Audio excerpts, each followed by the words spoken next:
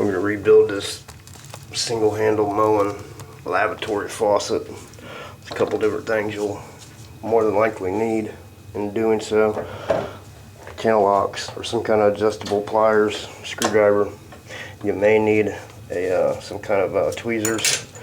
Potentially need a easy out. This is the one I happen to run across in the truck. There's several different styles. The main thing is you need a number 6 easy out. Moen cartridge puller, optional. Most of the time you can get them out without it. It does make it extremely easy to do so. I always like putting some kind of grease inside when I put the new cartridge in. I also like hitting it with sandpaper if there's a bunch of lime inside of it. There's several different cartridges out there. You can go with the Moen brand or you can go with an off brand. I suggest the Moen or a Danco. They're both pretty good. The part number you're going to need, there's 2 different part numbers. I always go by the 1225B. Inside the package I also found a 162707. To me that's a newer number. It probably has to do with the packaging and all that. The main thing is make sure it's a 1225B. I don't suggest getting the metal ones. Always go with the plastic because they don't seize up inside the faucet. I've never seen a lavatory sink with a posi-temp cartridge, so make sure you get the smaller cartridge of the ones that are there for purchase. This is normally for bathtubs, shower faucets. So don't get this one, get the plastic 1225B.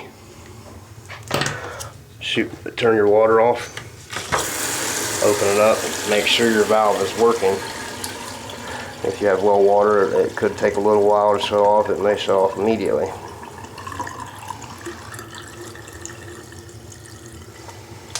So this one's taking a minute to shut down. This is city.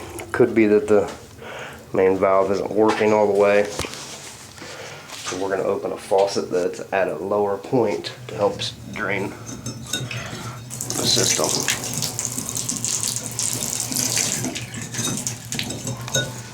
Okay, there we go. So it's done.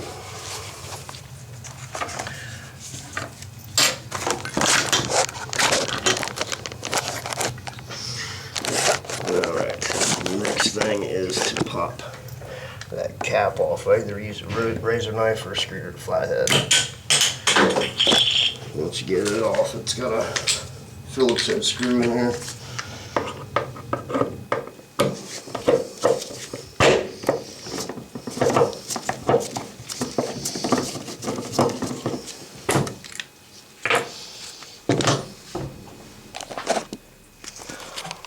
Some of them still have this piece in there. It's not as important. Go ahead and put it back in there just for good measure, but if it don't have one, it's not too big of a deal. Remove your collar, then it's got the pin that holds it in. This is the only thing that holds it in there from it blowing out. A lot of times those are real hard to get out.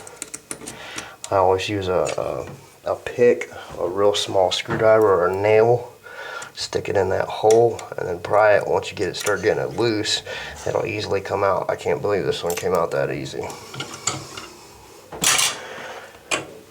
And then if you don't have the cartridge puller, just grab here and just try to pull up. This one's seized up. I'm going to need to use the puller. I could probably heat it up with a torch. I could probably do a couple different things to get it out. But obviously the quickest way is to just use the puller. I always suggest, makes it a lot easier to work better, that screw that's in there, make sure it's flush. You're going to have it looking like that. Then you're going to want to bring this nut above these pieces. That cartridge in there has a spot, looks like this. Your cartridge is going to, or your puller is going to sit in there like that. Set it on there, screw down your screw.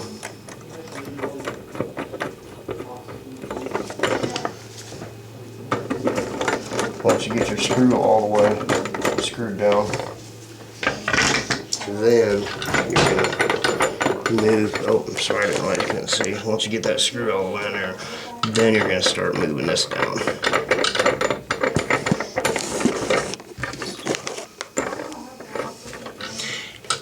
One of the main things to remember, especially when you're dealing with a metal cartridge that's inside here, this one happens to be plastic.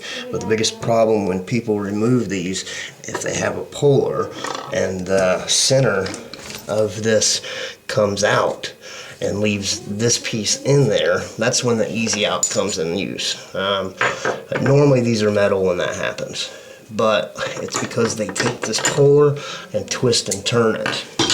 I don't suggest doing that right away. I suggest tightening this nut down so that you can break it. I mean, not break it, but break its seal. Because, you know, you would think it wouldn't be seized up, but that piece never moves. It stays in the same spot. The only piece that moves is this center piece. It pulls in and out. When we put this back in, we're going to have our hole up, which will put our hot on the left, cold on the right.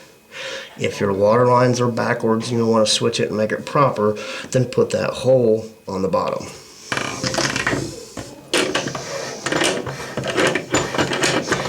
Now that I've got that to where it's pulling it up a little bit, now you can kind of turn it a little bit, give it a couple little turns, and then it should pull right out. This one's still fighting. I can feel a rubber in there though, catching, so. Oh yeah, that's where the tweezers are gonna come in handy.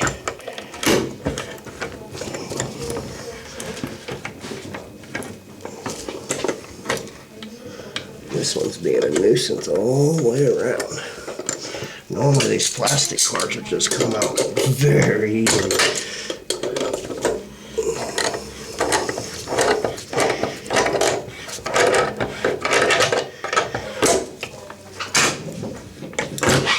There we go. So what happens, another thing that can happen that makes it hard to get these out, is those rubbers that are on the side. They tend to swell over the years, and when you're trying to pull this out, they'll catch on the holes, and then that's one of the things that makes it hard to get these out. So of course, now you got broken pieces of rubber in there, maybe some plastic. You don't want that going into your faucet, then clogging the aerator, or worst case, clogging the faucet. The spot that it's getting stuck on is where the water comes in at. God, it's on both sides of this one.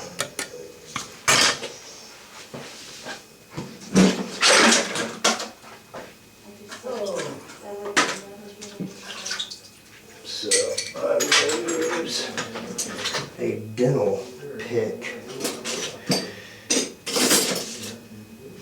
Or 20 tweezers to get it out.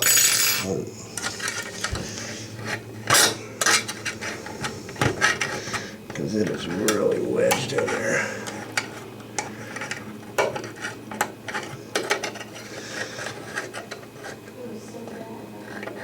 If you don't get that rubber out, you will damage your other cartridge if you happen to be lucky enough to even get it in.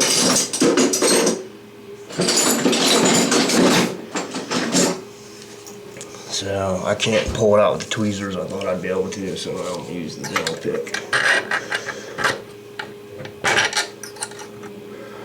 Oh, it is really wedged in there.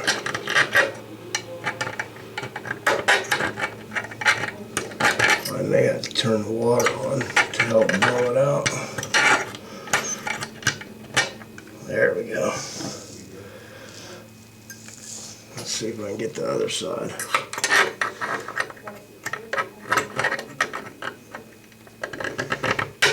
That's a big piece.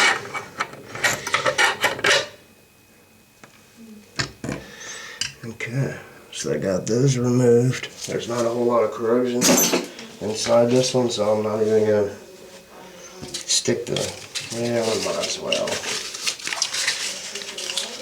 if there's corrosion in there, I normally, like a bunch, I'll normally stick that sandpaper in there and try to clear out what I can. A wire brush for cleaning copper will also work.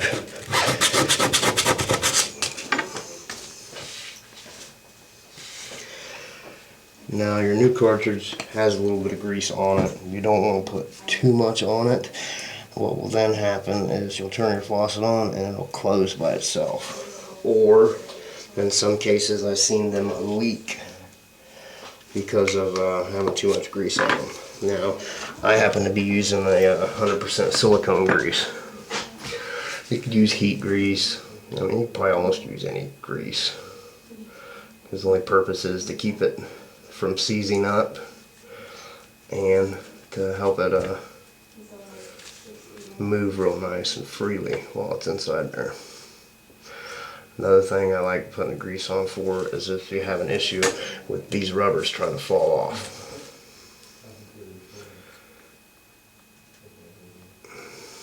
Now Moen does warranty their cartridges for a lifetime for their faucets. So as long as you purchased it, know how old it is and all that, you can call them and have them send you a cartridge in the mail. It's 1-800-BUYMOEN. 1-800-BUY-MOEN. They'll, in some cases, they'll send you a rebuild kit for that cartridge, which, you know, ain't bad, especially if you've got a plastic one in there. I'm sure they got the rebuilds for the metal ones. I just don't like them. Now, it don't matter if you pull a metal one out or if your cartridge don't look the same, as long as it's not bigger. You know, as long as it's the same size as the one you pulled out. But if you're dealing with the lavatory, it don't matter. 1225B is going to be your replacement cartridge. So, again, if you pull a metal one out, don't worry about it. Definitely don't put a metal one back in. They're more expensive and you have more problems out of them. At least that's my experience that I've had the last 18 years. Now, the cartridges will come with this little plastic piece. You don't need it, but it does help to push the cartridge in and get it situated where you want it. Because the next issue you're going to have is getting this pin back in. Again, this pin is what holds that cartridge in there. If it's not in there, that cartridge could potentially fly out. That went in great. Sometimes what you have to do is lift up on this with your channel locks, you know, move the cartridge around until you find the sweet spot and drop that pin inside there. And then that's basically it. In some cases I'll turn the water back on just to make sure everything's good. Heck, I guess we might as well make sure our hot's on the left and cold's on the right.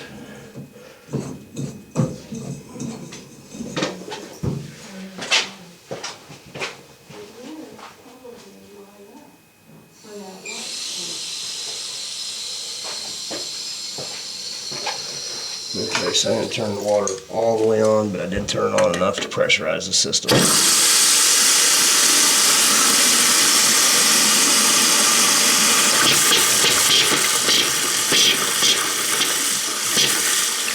Yeah, so hot is on the left, cold is on the right.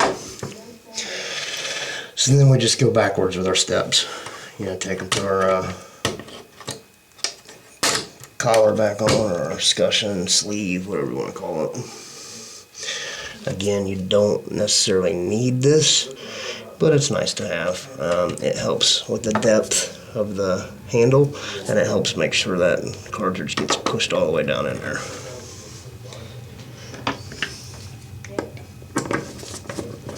If you're having problems with the last piece, sometimes these will get funny, or that inside piece will get all nasty and corroded. You can pop it out. You can clean it. You can take and put silicone inside that handle and drop this in there. But that's it. Now you should be able to turn this on with your finger.